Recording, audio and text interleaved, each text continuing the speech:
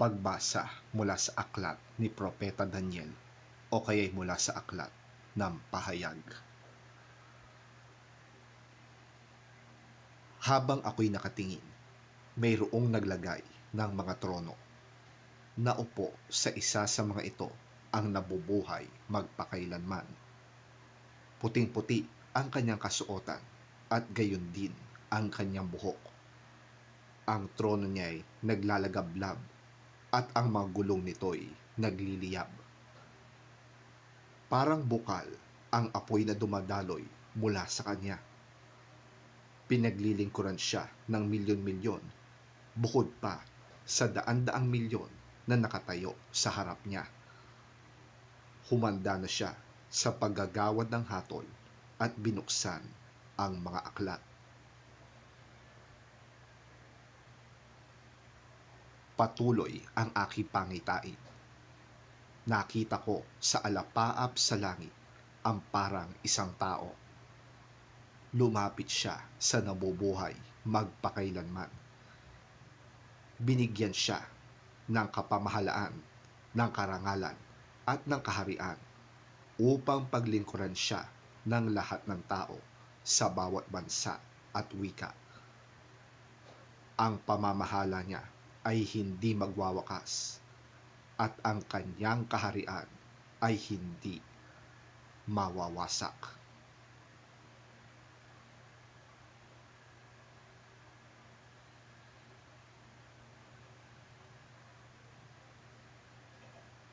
Pagkaraan nito'y nagkaroon ng digmaan sa langit. Pinamunuan ni Miguel ang kanyang mga anghel sa pakikipaglaban sa dragon at sa mga kampon nito. Natalo ang dragon at ang kanyang mga kampon at pinalayas sila sa langit. Itinapon ang dambuhalang dragon, ang matandang ahas na tinatawag na Diablo at Satanas, na nandaraya sa buong sanlibutan. Itinapon siya sa lupa kasama ang lahat ng kanyang mga kampon. At narinig ko ang isang malakas na tinig mula sa langit na nagsasabi, "Dumating na ang pagliligtas ng Diyos. Ipinamalas na niya ang kanyang lakas bilang hari. Ipinamalas din ni Kristo ang kanyang kapangyarihan, sapagkat pinalayas na sa langit ang umuusig araw at gabi sa mga kapatid natin. Nagtagumpay ang mga ito laban sa Diablo sa pamamagitan ng dugo ng kordero at ng kanilang pagsaksi sa katotohanan, sapagkat hindi nila pinanghinayangan ang kanilang buhay. Kaya magalak ang kalangitan at lahat ng naninirahan diyan."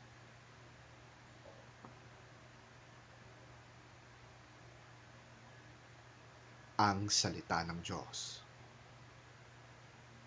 Salamat sa Diyos. Ang mabuting balita ng Panginoon ayon kay San Juan.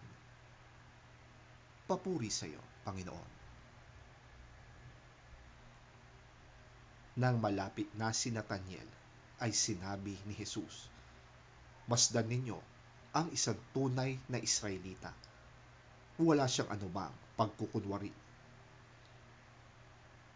Tinanong siya ni Nathanael, "Paano ninyo ko nakilala?"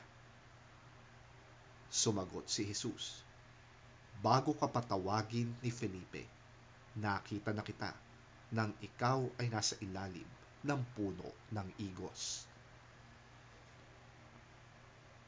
Sumagot si Nathanael, "Guro, kayo nga po ang anak ng Diyos. Kayo ang hari ng Israel."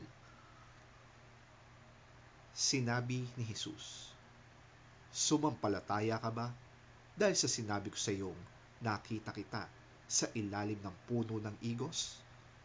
Higit pa riyan ang masasaksihan mo." At sinabi niya sa kanya, "Pakatandaan mo, makikita ninyong bukas ang langit at ang mga anghel ng Diyos ay manhikmanaog sa kinaroroonan ng anak ng tao.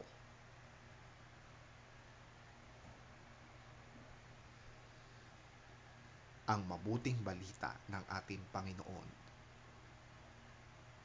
Pinupuri ka namin, Panginoong Hesukristo.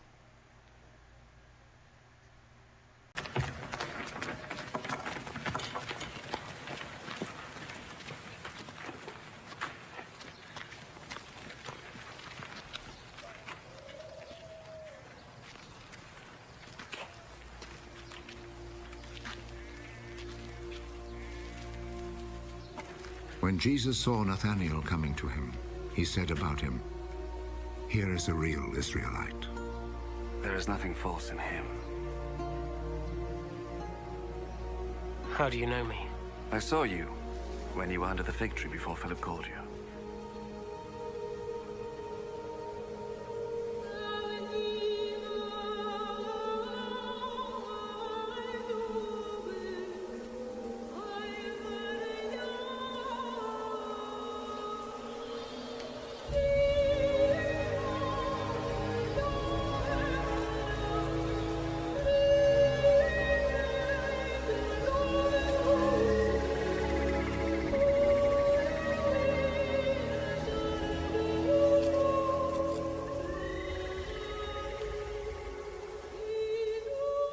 Teacher, you are the Son of God. You are the King of Israel. Do you believe just because I told you I saw you when you were under the fig tree? You will see much greater things than this. I am telling you the truth. You will see heaven open, and God's angels going up and coming down on the Son of Man.